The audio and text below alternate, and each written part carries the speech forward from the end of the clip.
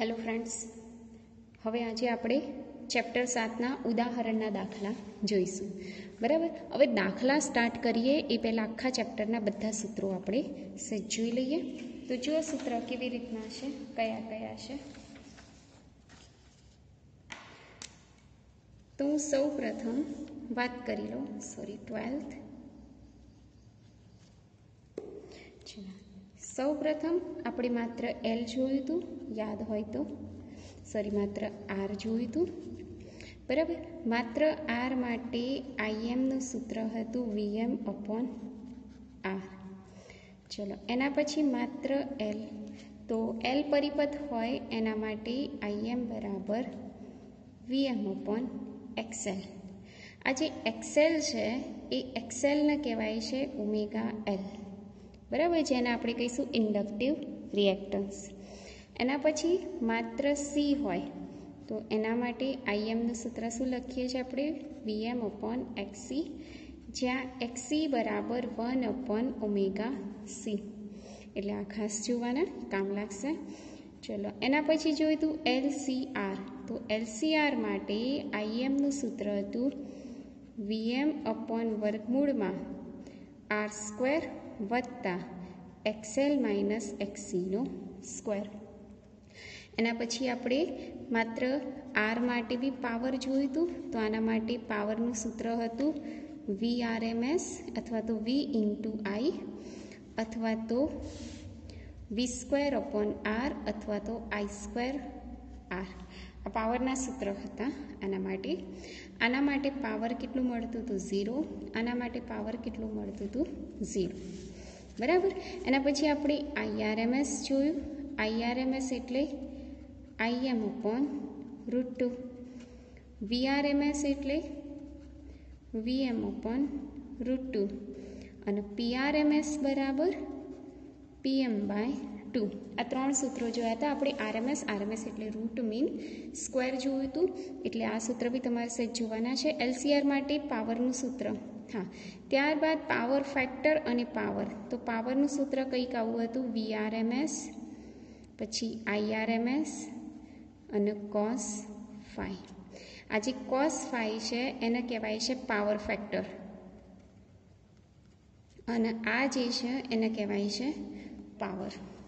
આપણે એક impedance diagram પણ જોયો તો, આ ખાસ યાદ રાખવાનો. આવો કાટકોણ ત્રિકોણ, આ આર, પછી આ એક્સએલ માઇનસ એક્સી, આ ખૂણો કાટખૂણો અને આ ફાઈ અને આ ઝેડ. આ એક આકૃતિ યાદ રાખવાની. વારે ઘડી આકૃતિની બી જરૂર પડશે, કારણ કે આમાં ટેન ફાઈનું સૂત્ર બી આવી જાય અને કોસ ફાઈનું સૂત્ર પણ આવી જાય. કોસ ફાઈ મારે લખવું હોય તો શું લખાય? પાસેની બાજુ ભાગ્યા કર્ણ. સાઇન ફાઈ લખવું હોય તો સામેની બાજુ ભાગ્યા કર્ણ. અને ટેન ફાઈ લખવું હોય તો સામેની બાજુ ભાગ્યા પાસેની બાજુ, એટલે એક્સએલ માઇનસ એક્સી અપોન આર. એક આ સૂત્રો જોવાના. ત્યારબાદ આપણે અનુનાદની થિયરી જોયા. એમાં અનુનાદીય આવૃત્તિ હતું જેને આપણે કહીએ છીએ ઓમેગા 0 બરાબર 1 અપોન √LC. એક આ અનુનાદીય આવૃત્તિ. અનુનાદ વખતે વીઆર એટલે કે આઈએમનું સૂત્ર કયું થાય છે? VM upon R. આ ખાસ યાદ રાખવાનું. આ આઈએમ મેક્સિમમ કહેવાય. એ વખતે એનો જે કાલ્પનિક ભાગ છે એટલે એક્સએલ માઇનસ એક્સી બરાબર શું થઈ જાય છે? 0. એટલે આટલા અમુક ટોપિકો તમારે યાદ રાખવાના છે, તો દાખલા આપણે સરળતાથી કરી શકીએ. તો આગળ જોઈએ હવે આપણે ઉદાહરણના દાખલા. એમાં આપણે પહેલું ઉદાહરણ જોઈએ. જુઓ, તમારી પાસે દરેકની પાસે ટેક્સ્ટ બુક છે જ. એની અંદર પાના નંબર 236 જુઓ. તો ડેટા શું આપેલા છે કે 220 વોલ્ટ સપ્લાય. હવે જ્યારે બી સપ્લાયની વાત આવે એટલે આરએમએસ મૂલ્ય આપો. એટલે તમને આપેલું છે VRMS બરાબર 220 વોલ્ટ. 100 વોટનું રેટિંગ ધરાવે છે, એટલે કે પાવર પણ આપી દીધો છે PRMS બરાબર 100 વોટ. નંબર 1, બલ્બનો અવરોધ શોધવાનો છે, એટલે કે અવરોધ R બરાબર કેટલા? તો આપણી પાસે એવું સૂત્ર છે P બરાબર V સ્ક્વેર અપોન R. માટે R બરાબર શું થાય? V square upon P. બરાબર. તો આ સૂત્રમાં કિંમતો મૂકી દો. જે બી આન્સર આવશે શેમાં આવશે? ઓમ, એટલે કે અવરોધ શોધ્યો છે એટલે એનું એકમ આવશે ઓમ. બીજા નંબરે શું શોધવાનું છે? બે વસ્તુ શોધવાનું છે ને. એમાં નંબર 2, બલ્બમાંથી વહેતા પ્રવાહનું આરએમએસ મૂલ્ય શોધો. એટલે કે તમારે શોધવાનું છે આઈઆરએમએસ બરાબર કેટલા. તો પીઆરએમએસ બરાબર લખી શકીએ છીએ આપણે આઈઆરએમએસ વીઆરએમએસ. જેમ પી બરાબર વીઆઈ એવું સૂત્ર છે એના ઉપરથી આ કરી શકીએ. તો આઈઆરએમએસને કરતાં બનાવી દઈએ તો આઈઆરએમએસ બરાબર પીઆરએમએસ ભાગ્યા વીઆરએમએસ. આ બધી બી આરએમએસ વેલ્યુ જ છે, બરાબર. નથી લખ્યું એનો મતલબ એવું નહીં કે નથી, આરએમએસ વેલ્યુ જ છે. આની અંદર કિંમત મૂકી દો. જે બી આન્સર આવશે શેમાં આવશે? એમ્પિયરમાં આવશે. તો આ રીતના તમે ઉદાહરણનો દાખલા નંબર 7.1 તમે સરળતાથી કરી શકો છો. ત્યારબાદ આપણે જોઈએ ઉદાહરણ નંબર 7.2. તો જુઓ, પાના નંબર કાઢો 7.2 માટેનું. તો પાના નંબર છે 239. 7.2. 25 મિલી હેનરી. હેનરી ઇન્ડક્ટન્સનું એકમ છે એટલે એલ આપેલું છે તમને 25 મિલી હેનરી, બરાબર. મિલી એટલે 25 ગુણ્યા 10⁻³ હેનરી. 220 વોલ્ટના સ્ત્રોત સાથે એટલે વીઆરએમએસ આપેલું છે 220 વોલ્ટ. સ્ત્રોતની આવૃત્તિ આપી દીધી છે. આવૃત્તિ એટલે એફ આપી દીધું છે કેટલો? 50 હર્ટ્ઝ. તો ઇન્ડક્ટિવ રિએક્ટન્સ શોધવાનું છે. શું શોધવાનું છે? ઇન્ડક્ટિવ રિએક્ટન્સ એટલે કે એક્સએલ શોધવાનું છે.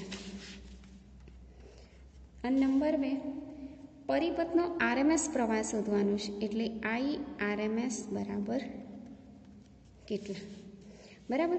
હવે દરેકને ખ્યાલ છે કે નંબર 1 એક્સએલ શોધવાનું છે. તો એક્સએલનું સૂત્ર કયું છે? Omega L. ઓમેગા એલ એટલે શું લખાય? 2πf. ઓમેગાની જગ્યાએ 2πf લખ્યું, એલ એમના એમ. આની અંદર કિંમત મૂકી દો. જે બી આન્સર આવશે એકમ કયો રહેશે? ઓમ, બરાબર. નંબર 2 શું શોધવાનું છે? આઈઆરએમએસ. આઈઆરએમએસનું સૂત્ર છે વીઆરએમએસ અપોન એક્સએલ, બરાબર. વીઆરએમએસ તમને આપી દીધા છે 220 અને એક્સએલ તમે અહીંયાથી શોધી કાઢ્યા. જે બી આન્સર આવશે એકમ કયું રહેશે? એમ્પિયરનું. તો આ રીતના તમે 2 ઉદાહરણ 7.1 અને 7.2 કરી શકો છો. ત્યારબાદ આપણે આગળનું ઉદાહરણ જોઈએ.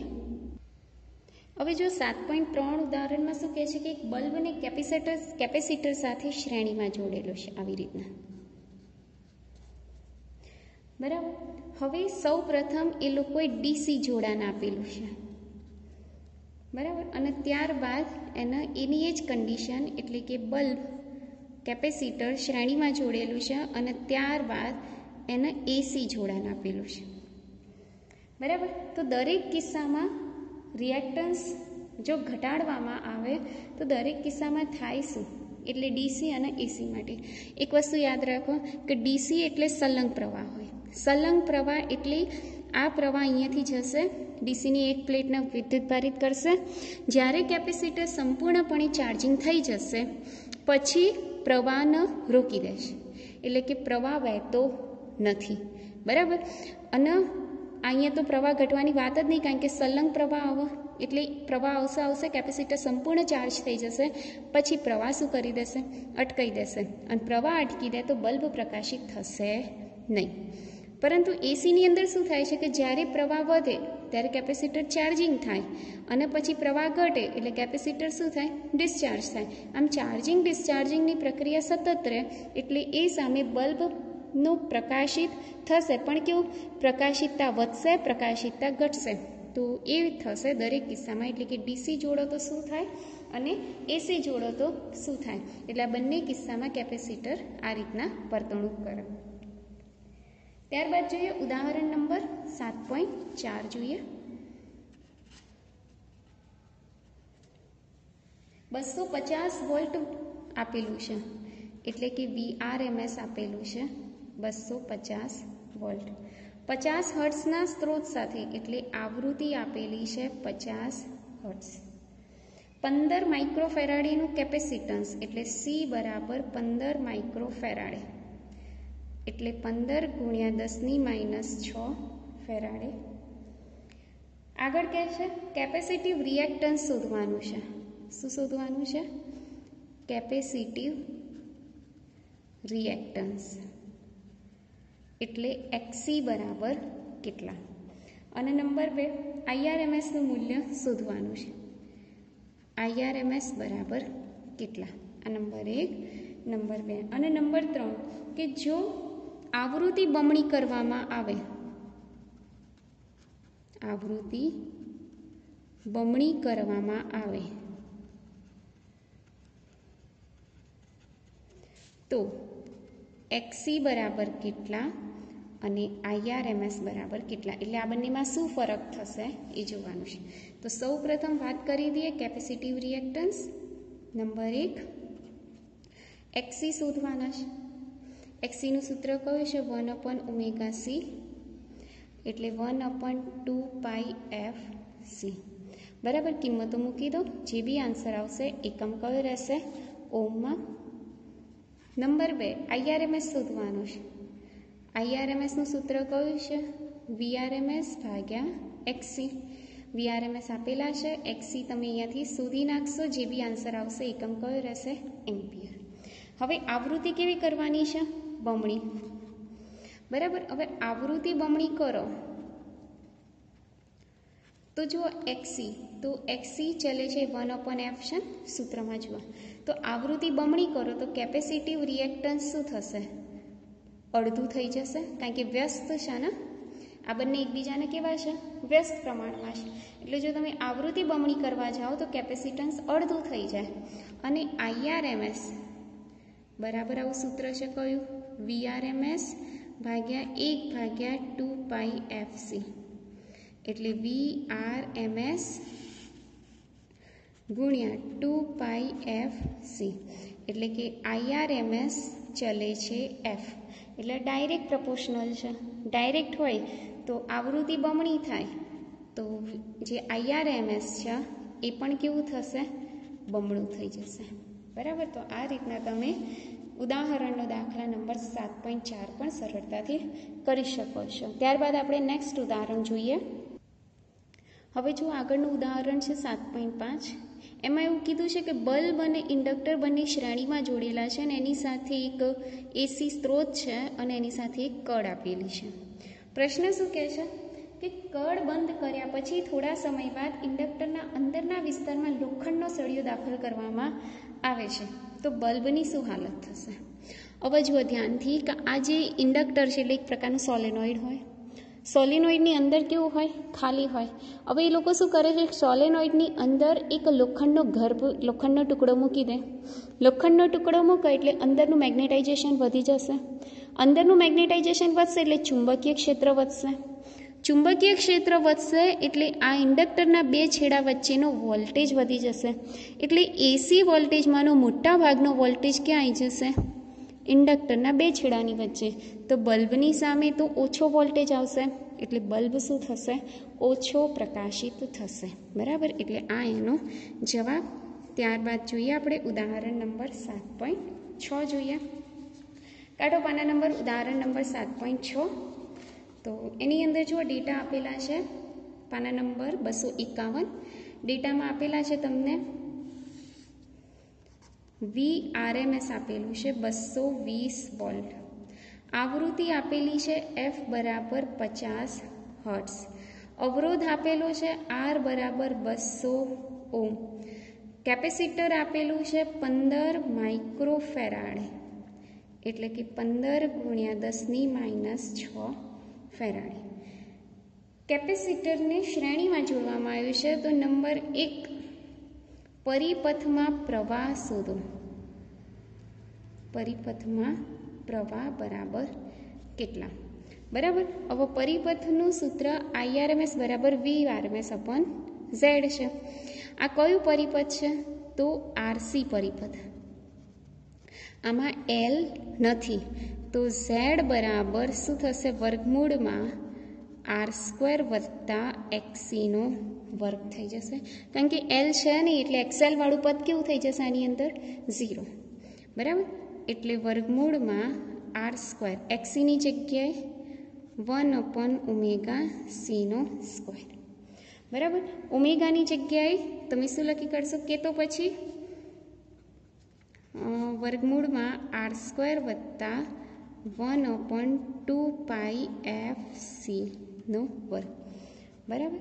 આ બધી કિંમતો તમને અહીં આપેલી છે, બરાબર. જો આ રીતના ના ફાવે તો પહેલાં તમારે એક્સી શોધી નાખવાના સાઈડ પર 1/ωc એટલે 1/2πfc. આની અંદર કિંમત મૂકીને એક્સી શોધી નાખવાના, પછી એ એક્સીની કિંમત ડાયરેક્ટ તમે અહીંયા મૂકી દો અને ગણતરી કરો તો પણ ચાલો, બરાબર. ઝેડ શોધી નાખ્યા. હવે તમારે શોધવાનું છે આઈઆરએમએસ. આઈઆરએમએસ એટલે વીઆરએમએસ અપોન ઝેડ, ઓમના નિયમ અનુસાર. વીઆરએસની કિંમત છે 220 વોલ્ટ, ઝેડની કિંમત તમે અહીંયાથી શોધી આની અંદર કિંમત મૂકી દો. જે બી આન્સર આવશે શેમાં આવશે? એમ્પિયરમાં આવશે. નંબર 2, અવરોધ અને કેપેસિટરના બે છેડા વચ્ચેનો વોલ્ટેજ શોધવાનો છે, બરાબર. એટલે પહેલાં શોધી નાખીએ અવરોધના બે છેડા વચ્ચે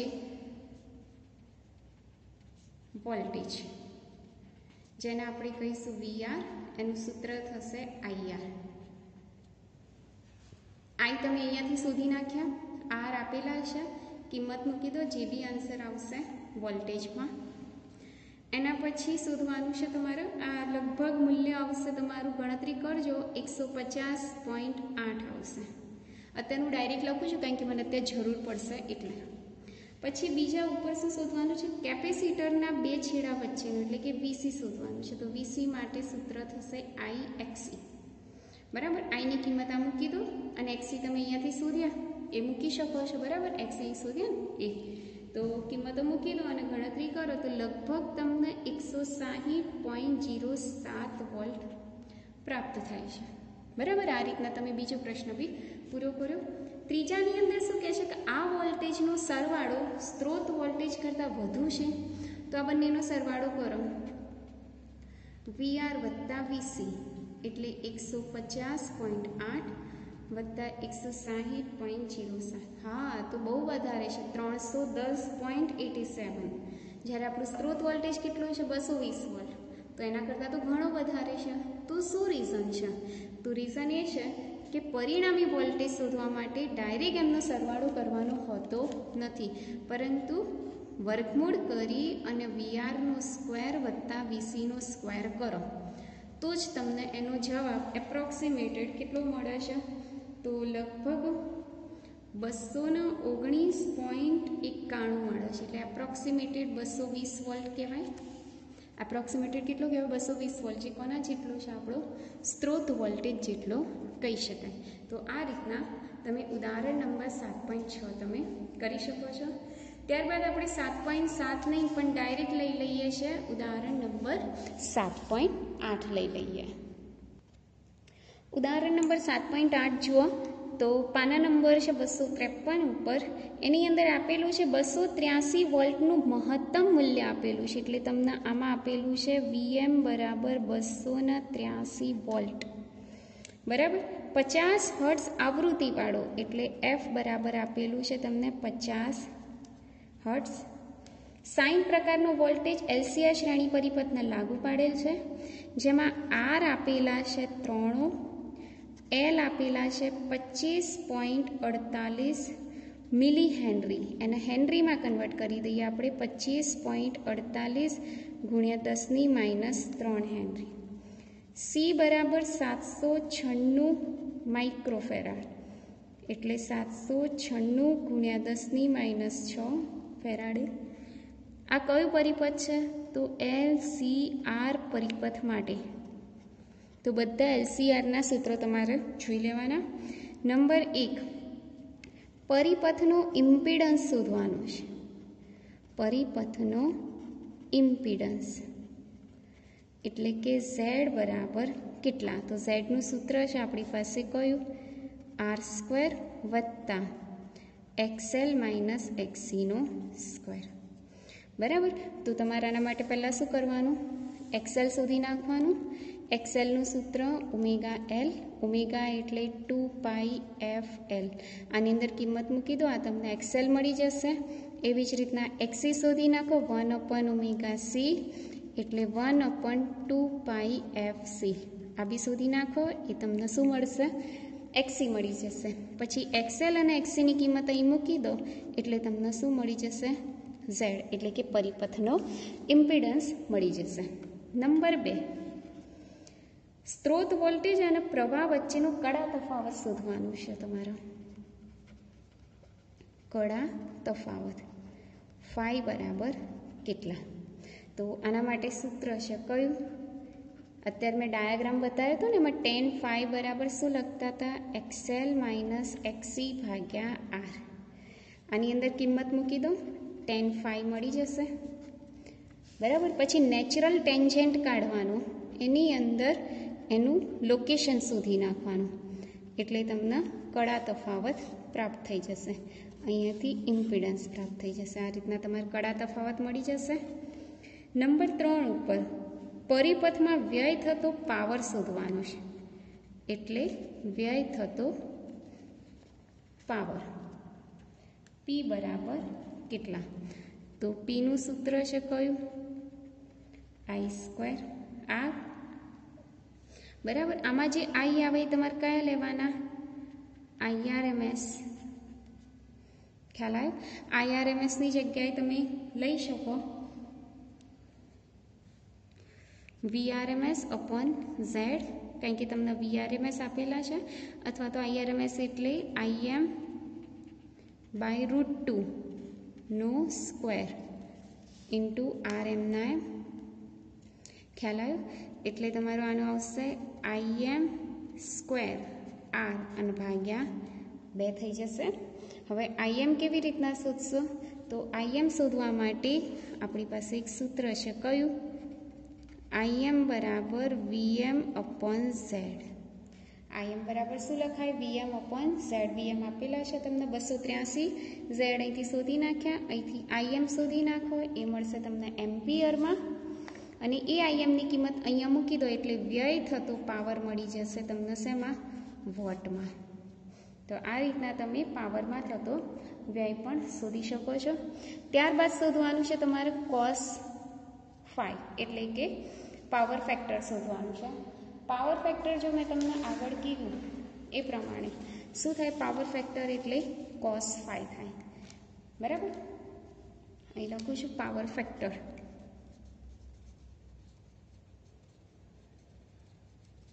બરાબર cos phi શોધવાના છે. તો cos phi ની કિંમત LCR માટે શું લખ્યું હતું? R/Z. બસ આની અંદર કિંમત મૂકી દો, આનો કોઈ એકમ નહીં હોય. આ તમને શું મળી જશે? Power factor. તો આ રીતના તમે ઉદાહરણનો દાખલા નંબર 7.8 તમે કરી શકો છો. ત્યારબાદ ઉદાહરણ લઈએ આપણે 7.9. તો જો 9મો કે ઉપરનું જ ઉદાહરણ, સ્ત્રોતની આવૃત્તિ બદલી શકાય છે. તો નંબર 1, અનુનાદની સ્થિતિએ આવૃત્તિ કેટલી હશે? નંબર 1,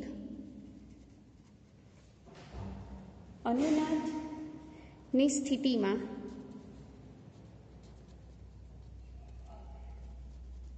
આવૃત્તિ f0 બરાબર કેટલા? તો આપણી પાસે ω0નું સૂત્ર છે 1/LC. ω0 એટલે 2πf0 બરાબર 1/√LC. તો f0 બરાબર શું થાય? 1/2π વર્ગમૂળમાં LC. તો આની અંદર કિંમત મૂકી તો જે બી આન્સર આવશે શેમાં આવશે? હર્ટ્સમાં આવશે. આ પહેલો ક્વેશ્ચન મળશે તમને. નંબર 2, અનુનાદની સ્થિતિએ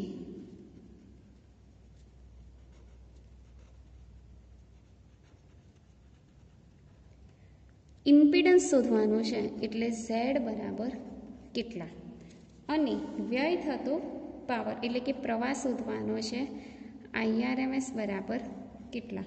અને નંબર 2, પાવર શોધવાનું છે. P બરાબર કેટલા? હવે જો અનુનાદની સ્થિતિ વખતે Z બરાબર શું થઈ જાય? R. અનુનાદની સ્થિતિ વખતે ઝેડ બરાબર શું થઈ જાય? આર. અને આરની વેલ્યુ ઉપરના દાખલામાં કેટલી છે? 3 ઓહ્મ. તો પહેલો ક્વેશ્ચન મળશે ઝેડ બરાબર કેટલા થશે? 3. પછી શોધવાનું છે આઈઆરએમએસ. આઈઆરએમએસ એટલે શું લખાય? વીઆરએમએસ અપોન ઝેડ લખાય. બરાબર. વીઆરએમએસ એટલે શું લખાય? VM upon √2. અને ઝેડની જગ્યાએ શું લખાય? આર. તો આની અંદર કિંમત મૂકી દો. જે બી આન્સર આવશે કયો એકમ રહેશે? એમ્પિયર. તો એની મદદથી આપણને આઈઆરએમએસ મળી જશે એમ્પિયર.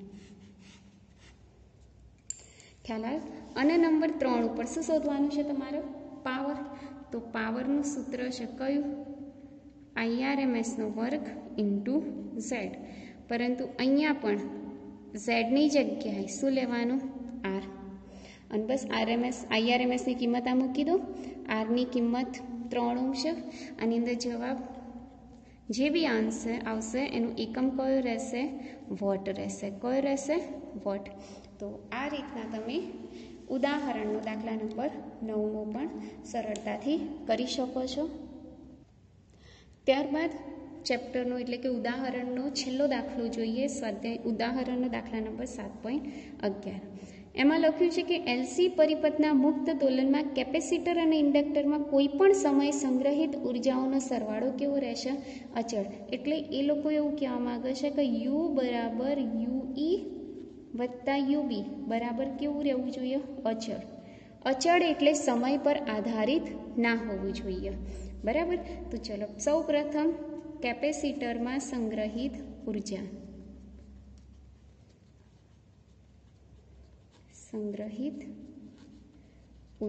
જેને આપણે કહીએ યુઈ. યુઈ બરાબર સૂત્ર કયું છે?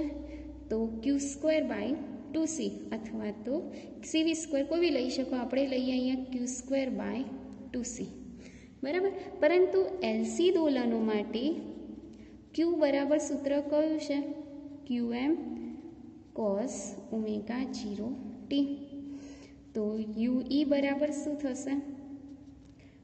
QM²/2C અને અહીંયા cos²ω0t. આ સમીકરણ નંબર 1. હવે આગળ ઇન્ડક્ટરમાં સંગ્રહિત ઉર્જા, જેને આપણે કહીએ છીએ યુબી. યુબીનું સૂત્ર કયું છે? તો 1/2 LI². પરંતુ આઈ બરાબર શું લખીએ છીએ? QM ω0 sin ω0t. આઈની કિંમત અહીં મૂકી દઈએ તો યુબી બરાબર શું થશે? 1/2 L. આઈનો સ્ક્વેર છે એટલે અહીંયા QM²ω0² sin²ω0t થઈ ગયું. અને આપણે કહી દઈએ સમીકરણ નંબર 1. અને હજી બી એવું ના કરવું હોય તો ω0² બરાબર શું મૂકીએ? 1/LC. કારણ કે ω0 બરાબર 1/વર્ગમૂળમાં LC. તો ω0² બરાબર 1/LC થાય. કિંમત અહીં મૂકી દઈએ તો UB બરાબર શું થશે? 1/2 L QM². ω0² છે એની જગ્યાએ 1/LC મૂકી દઈએ અને sin²ω0t. હવે જુઓ L અને L કેન્સલ થઈ જશે એટલે શું વધ્યું? UB બરાબર QM² ભાગ્યા અહીંયા 2 અને અહીંયાથી C. અહીં શું રહ્યું? sin²ω0t. સમીકરણ નંબર 2. આ સમીકરણ નંબર 1, આ સમીકરણ નંબર 2. બંનેનો શું કરવાનું છે આપણે? સરવાળો. માટે અહીંયા લખું છું કુલ ઉર્જા U બરાબર શું લખાય? UE વત્તા UB. UEની કિંમત કેટલી મળી? QM²/2C cos²ω0t વત્તા UBની જગ્યાએ શું લખું? QM²/2C કૌંસમાં sin²ω0t. કોમન શું નીકળી જશે બંનેમાંથી? QM²/2C. અંદર શું રહેશે? cos²ω0t વત્તા sin²ω0t. આ સાઇન સ્ક્વેર થીટા વત્તા કોસ સ્ક્વેર થીટા એટલે શું થાય? 1. એટલે આપણી પાસે કુલ ઉર્જાનું સૂત્ર શું મળ્યું? તો qm² ભાગ્યા 2c. આ સૂત્ર ઉપરથી જોઈ શકાય છે કે આમાં સમય આવતું નથી. જો સમય ના આવે તો કુલ ઉર્જા એ કેવી કહેવાય? અચળ. તો આ છે તમારો ઉદાહરણનો દાખલા નંબર 11. આમ આજે આપણે ચેપ્ટર 7ના સંપૂર્ણ ઉદાહરણો જોઈ લીધા. નેક્સ્ટ આપણે સ્વાધ્યાયના દાખલા જોઈશું. Thank you.